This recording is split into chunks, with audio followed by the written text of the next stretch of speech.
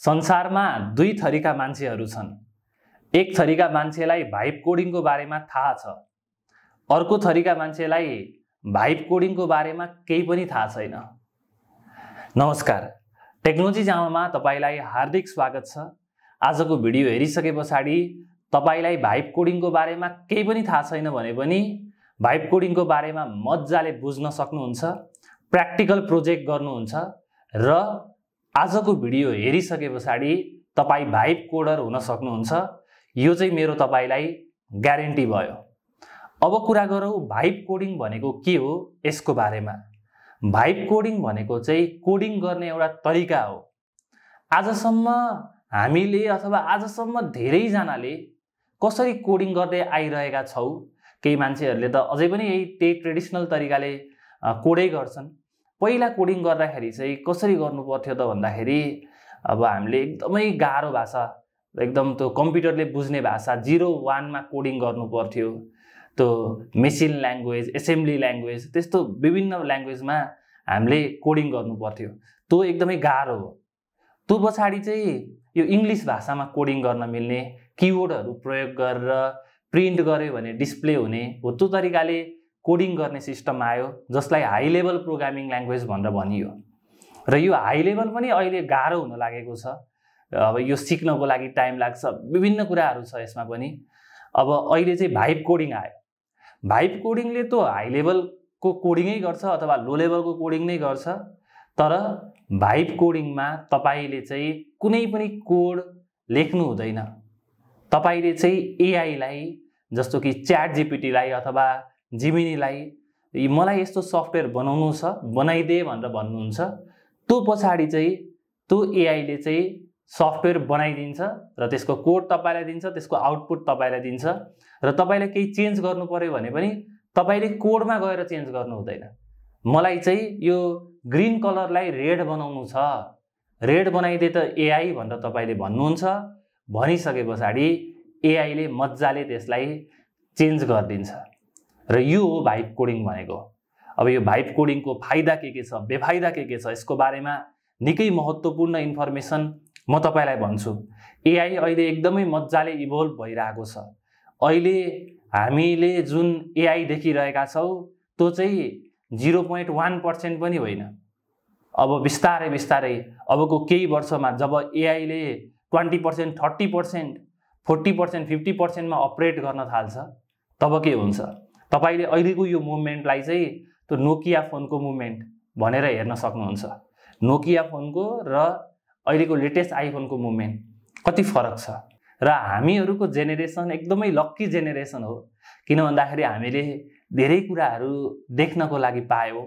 मैले चाहिँ स्पेसल्ली सानोमा हुँदाखेरि लालटिन, त्यो रेडियो, अनि त्यो सँगसँगै टुकी लाइट, अनि त्यो पछाडि आएर ब्ल्याक एन्ड व्हाइट टेलिभिजन, अनि कलर टेलिभिजन, त्यो पछाडि आएर यो MP3, MP4 प्लेयरहरू, अनि त्यो पछाडि आएर चाहिँ मोबाइल फोन, अनि मोबाइल फोन पछाडि कम्प्युटर पछाडि अहिले आएर एआई, यस्तो विभिन्न कुराहरू, कति धेरै कुराहरू देख्न पाइएको छ। यस्तो चेन्ज देख्न पाइएको छ।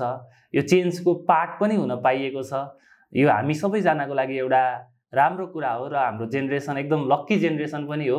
अझै कति धेरै कुराहरू एचिभ हुन्छ। एआईले धेरै कुराहरू हामीलाई एचिभ गर्नको लागि मद्दत गर्छ। र अब चाहिँ टपिकमा जाउँ। भाइब कोडिङलाई चाहिँ एकजना कम्प्युटर साइन्टिस्ट एन्ड्रेज कार्पाथीले इन्ट्रोड्युस गर्नुभएको छ 2025 मा फेब्रुअरीमा। रिसेन्ट कन्सेप्ट हो यो चाहिँ। र भाइब कोडिङको फाइदा के हुन्छ त? भाइब कोडिङ गर्नको लागि कोडिङ नै भनेर सिक्न आवश्यक छैन। र कोडिङ भनेर बेसिक कोडिङको आइडिया छ, एक्सपर्ट छैन भने पनि गर्न मिल्छ मजाले। कोडिङको आइडियै छैन भने पनि गर्न मिल्छ। अनि त्यही कारणले गर्दाखेरि चाहिँ हरेक मान्छे सफ्टवेयर डेभलपर हो अब। र यो भएको कारणले गर्दाखेरि तपाईले मज्जाले सफ्टवेयर बनाउन सक्नुहुन्छ। कुनै एक्सपिरियन्स चाहिएन।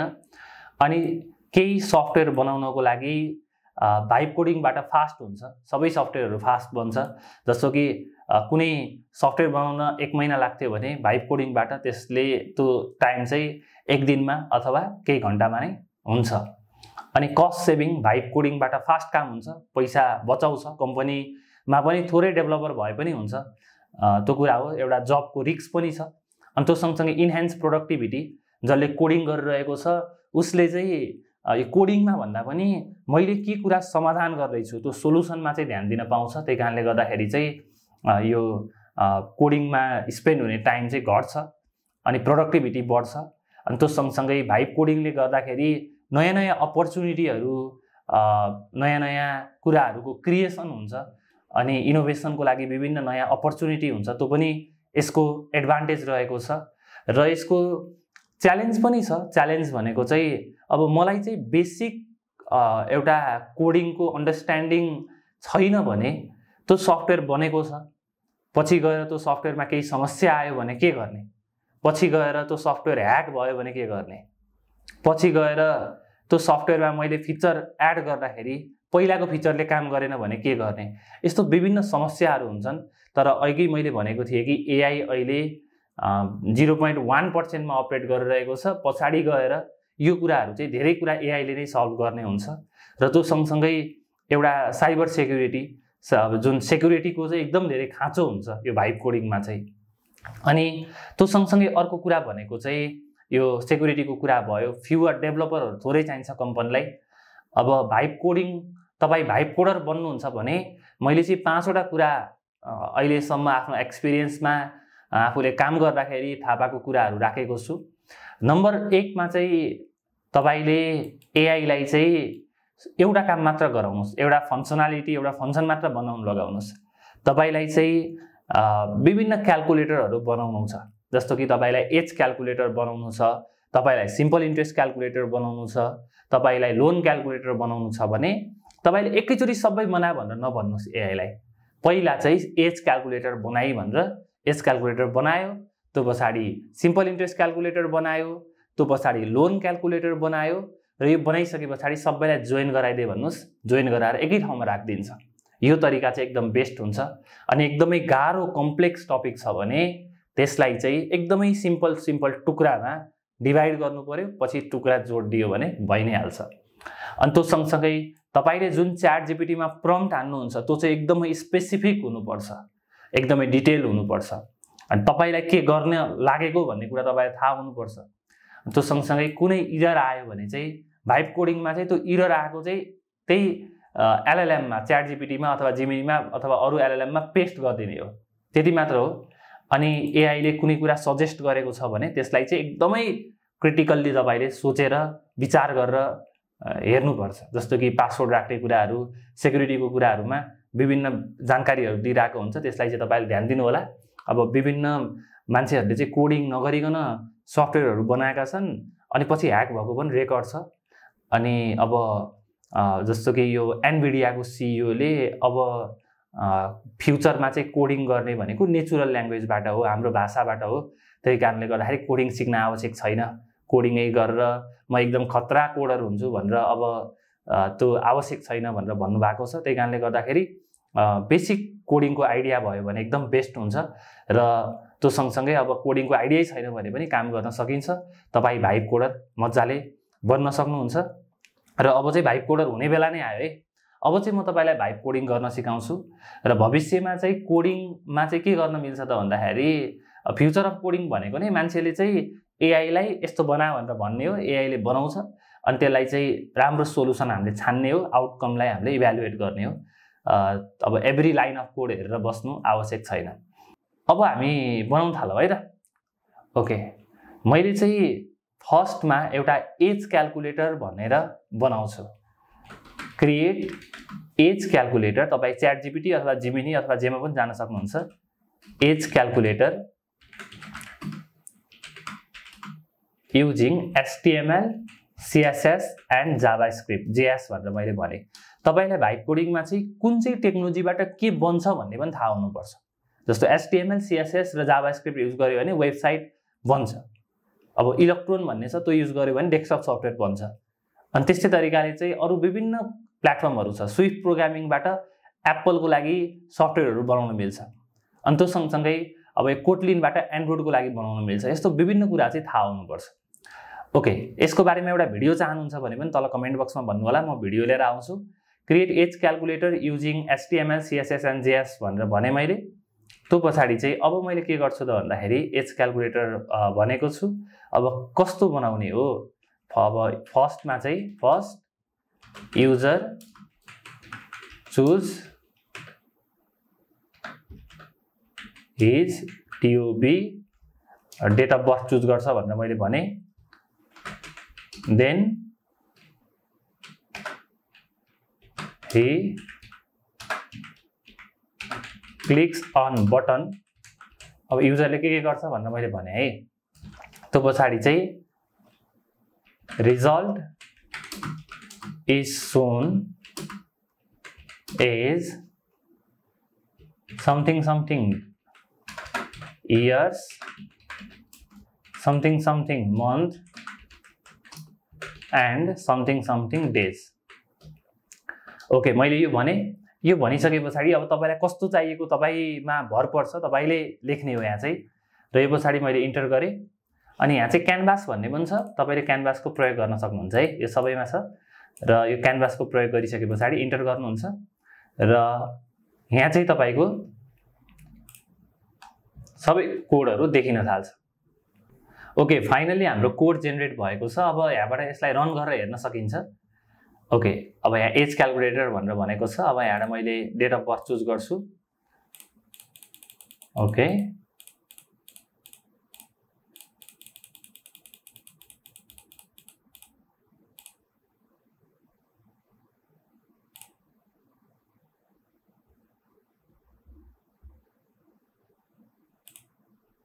ओके, ल मैले चुज गरेँ, क्याल्कुलेट एज गरेँ, 27 इयर्स 10 मन्थ एन्ड 21 डेज। र मेरो चाहिँ अब कति वर्षको भएछु भनेर म आएको छ। यो तरिकाले चाहिँ गर्न मिल्छ, इन्ट्रेस्टिङ छ। अब तपाईँलाई चाहिँ अरू कुराहरू चाहियो, यसमा केही फिचरहरू एड गर्नु पर्यो भने अब मेक डिजाइन गुड भनेर भन्छु। ओके, मेक डिजाइन गुड भने अब यो मेक डिजाइन गुड भन्ने पनि कस्तो गुड भनेको के हो भन्ने अलि त्यो मेजर गर्न सक्दैन कि, मेजर गर्न सक्ने पनि राख्न सक्नुहुन्छ। हेरौँ कस्तो बनाउँछ यसले। ओके, यसले फेरि रिकोड गरेको छ, तपाईँले देख्न सक्नुहुन्छ।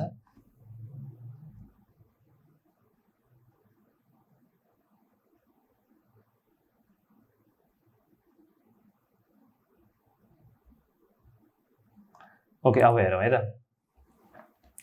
अहिले छुट्टै बनाएको छ, तपाईँले देख्न सक्नुहुन्छ है। अब यहीँ टाइप गर्न पनि मिल्यो।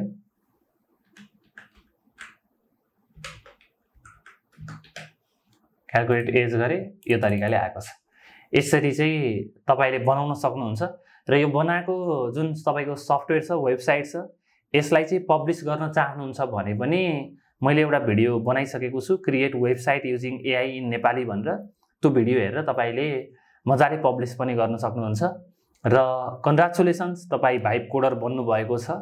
यही हो भाइब कोडिङ भनेको। र भाइब कोडिङबाट तपाईँले के बनाउनुहुन्छ हाम्रो फेसबुकको ग्रुप टेक्नोलोजी च्यानल ग्रुपमा राख्नु होला, पोस्ट गर्नु होला। अनि त्यो सँगसँगै एउटा महत्त्वपूर्ण कुरा, तपाईँले भाइब कोडिङको बारेमा के सोच्नुहुन्छ त्यो पनि तल कमेन्ट बक्समा भन्नु होला। मलाई तपाईँले भनेको कुराहरू हेर्न र पढ्न एकदमै इन्ट्रेस्ट छ। अनि त्यो सँगसँगै यदि तपाईँले AI सिक्न चाहनुहुन्छ, जुन एकदमै काम लाग्ने टपिक हो भने मैले चाहिँ AI को विभिन्न टुलहरूलाई कसरी प्रयोग गर्ने, AI बाट विभिन्न सफ्टवेयरहरू, वेबसाइटहरू, एप कसरी बनाउने भनेर कोर्स लिएर आएको छु। त्यो कोर्स चाहिँ तपाईँले जोइन गर्न सक्नुहुन्छ। त्यसको लिंक मैले भिडियोको डिस्क्रिप्सनमा राखिदिन्छु। Thank you so much for watching this video. म तपाईँसँग भेट्छु अर्को भिडियोमा। नमस्कार।